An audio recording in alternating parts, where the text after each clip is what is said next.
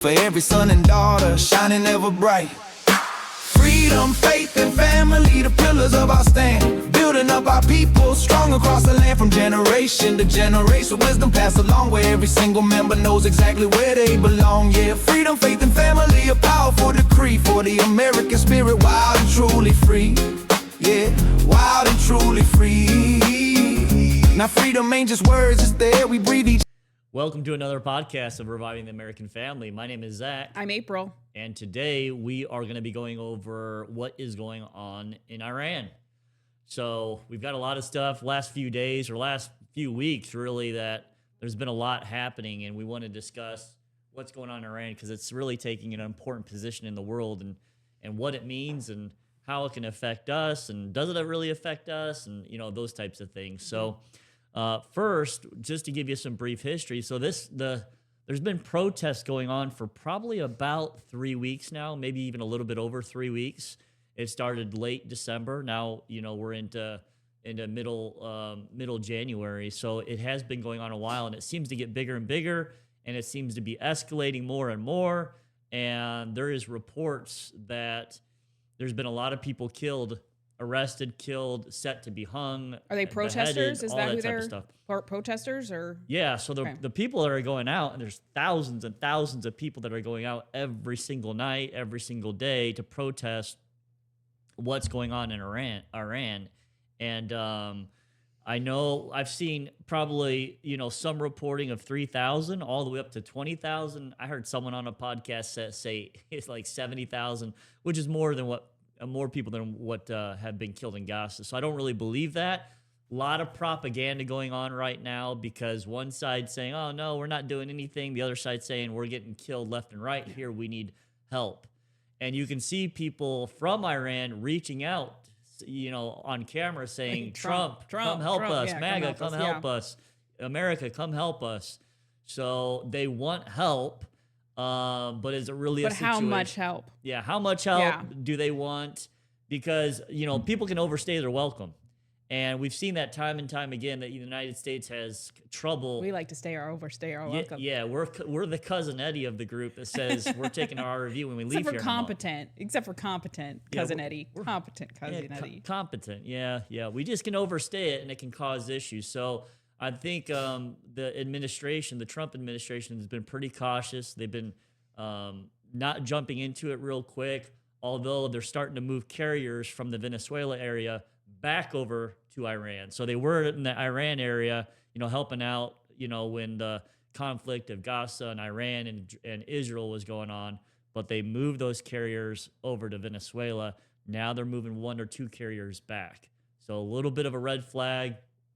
Trump likes to kind of say, there's been times where, especially when we drop the bombs on the nuclear plants or places in Iran, he made it sound like, hey, we're going to go and talk to them. And then all of a sudden he dropped bombs on their sites. So, and he likes to do things on the weekends. So, I mean, It's smart. It's smart to do things on the weekends. People aren't paying attention. Yeah. So you never know what's going to happen. I don't know if things going to happen, now, but it is definitely escalating. And Trump has maybe not been put a clear red line in, but he has basically said, don't hurt the protesters. And that does definitely seem to be going on. Iran's a big security state, so they're watching and they're reacting and causing major issues to those that are protesting. So probably like I said, 3,000 to 12,000 seems to be the range, all the way up to 20,000. It's probably somewhere in the middle there, but that's a lot of people where their own country is killing their own people within a short period of time. So it's been going on for over about 20 days now, and there's really no signs of it stopping or slowing down. It's widespread on the streets, and it's happening throughout Iran, especially in the capital now. So what is causing what have you heard, April? What are some of the causes of these protests? Why are the people protesting? Well, they've seen hyperinflation on almost everything. Their groceries, 60 to 70% of hyperinflation within the last couple of years. I think it's around 40 to 60% is what I've read, all the way up to 70% on some products. But either way, I mean, you think of like the COVID era, we were ticked off about 24%, 7, 8, 9%. We're talking like 40% and all the way up to 70%, especially for groceries and food. Yeah. I know during COVID, because I do our grocery shopping, I was paying about 24% more than what I was originally paying. So when I said 24%, that's anecdotal evidence. That's what I was seeing on our grocery bill, and I was buying all the same things. Yeah. So I think when you start seeing such a huge increase in your groceries, because that's, you got to eat to live. So that's when people start getting mad. What do they say? People miss 3 meals and then they start or 9 meals. It's 9 meals. Then people start revolting. Yeah. 3 days without meals, you start. That's a lot. Getting pretty ticked. I get mad when I have to fast for. Well, you remember when Trump first got into office, the egg prices were sky high. Oh yeah. You know, and luckily now, we had chickens. And now they've dropped. But imagine if all your food had doubled in price, or that would be an extreme circumstance, and it would not be easy to deal with as a family. Well, I know when the grocery bill got up, a lot of it was because certain things would like triple in price, like paper towels. Like I stopped buying paper towels for a while, but when everything on your grocery list goes up, like there's nothing you can do. Yeah. And why is this stuff happening? Well, their currency has kind of crashed. Their national currency has crashed. So it's at historical lows. And, this is probably caused mostly by international sanctions. They're not playing nice with the world, and the world's not playing nice back. Right. So when you start threatening, all your neighbors around you, when you're funding Hezbollah and other terrorist groups, the nations don't like that, and they start sanctioning you and not wanting to do business with you, and then you have the situation that we're seeing. There's also something that they're not talking too much about, but there is a water crisis there. It is hard to even get the most basic thing to supplement your stomach with, and that is water. People need water, and they've had like a 6-year drought there. Their lakes are drying up, the small lakes that they have, and it's causing a huge issue, which is another part of this reason that we're seeing it. It's a mismanagement of lakes. A lot of people have dammed things up to put it into their agricultural system, but then there's not enough water for the people to drink, and it's causing some major issues. So that's been a big issue. And then the other thing is, we've kind of hit on it. Their foreign policy is really, we hate the Jews and we hate America. Yeah, not a great stance to take. Yeah, so it's something. A lot of Jews and a lot of Americans, especially Americans who are so powerful in the world. Right, and this is their Ayatollah and other religious fanatics and terrorist groups. The people, if you look back to 1978. The people dressed a lot like us. They acted a lot like us. Very westernized. Very westernized. Much more freedoms. Universities, women were going to universities, and so it was a lot better to live in, but there were some dissents amongst the population because there was a lot of them that were traditional. Yeah, I mean, in their beliefs. You really couldn't tell like a European or American country from them, because they looked alike. I mean, now you just see a picture, everybody's covered head to toe. The beekeeper suits. I like to call them beekeeper suits. In the suits. And, it's not recognizable from what it was at 1978. Yeah, I mean, 1979, that was before you or I were even born, so we're just recalling this from pictures we've seen. Yeah. So I imagine a lot of the people over there in Iran, too, they don't remember that as well.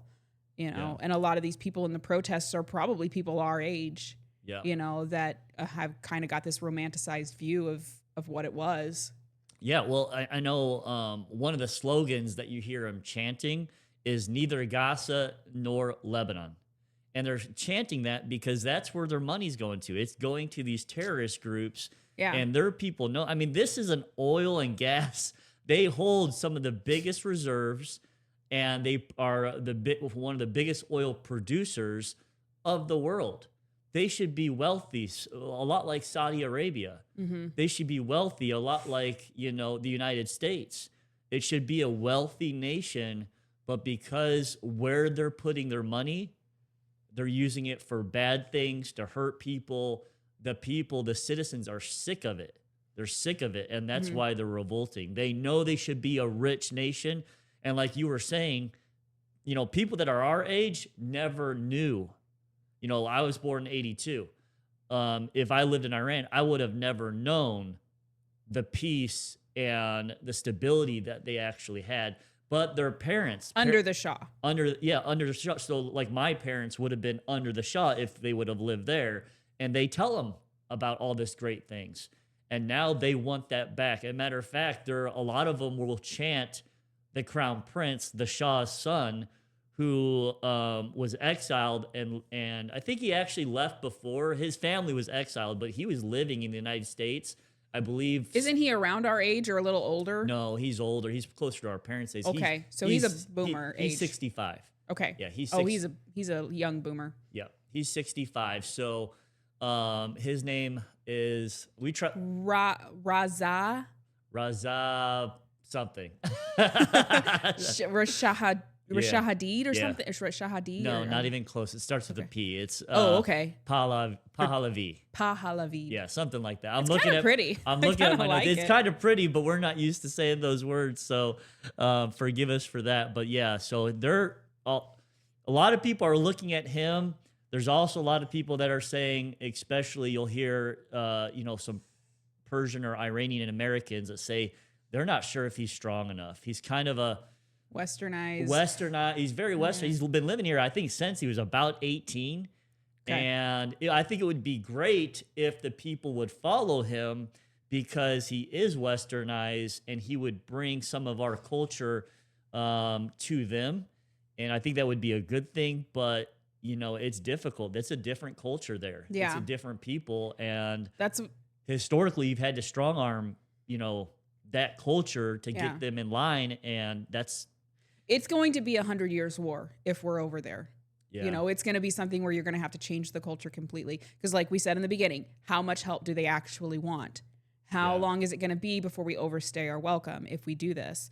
And just with that culture, you've got a lot of people over there who are very traditional in it. I mean, that's what happened with the Shah in the original take, just kind of a quick, the rule people didn't like him because he wasn't traditional enough. Yeah. So it's like, what is the culture over there? And how long, if we put this Shah in, how long is he going to be there before the traditionalists come out? And then even when they are traditional, how long is it going to be before the extremists take over the traditional movement? You see that a lot in those types of situations too, where they can't hold it. Yeah.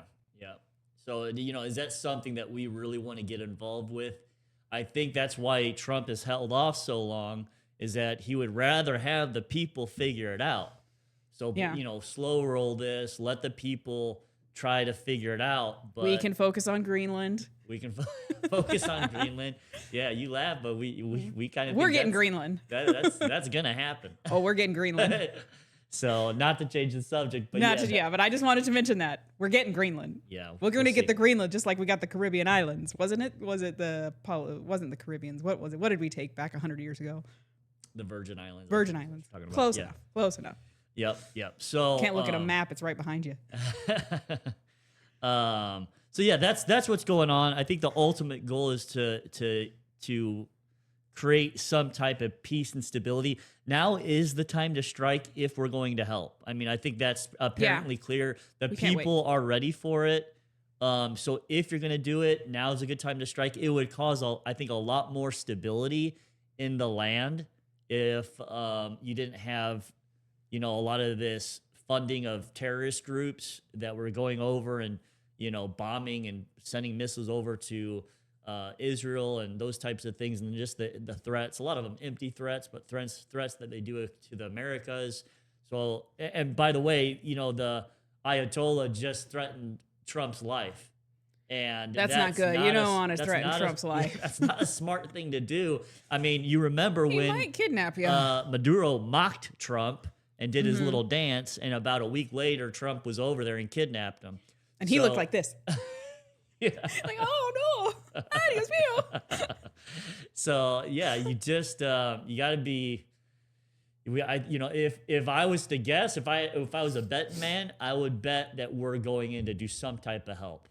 I hope it's just to get somebody in there and it's an in and out like what we did with Maduro. Yeah. Maybe it's got to be a little bit longer, but just to help the people. Gosh, if you could kidnap the Ayatollah and get him out of there, that would be an amazing thing. But I don't know if we want to continue that strike though. Like I don't know if we want to get probably that don't reputation. want that to be like, hey, Maybe we can do it more covertly.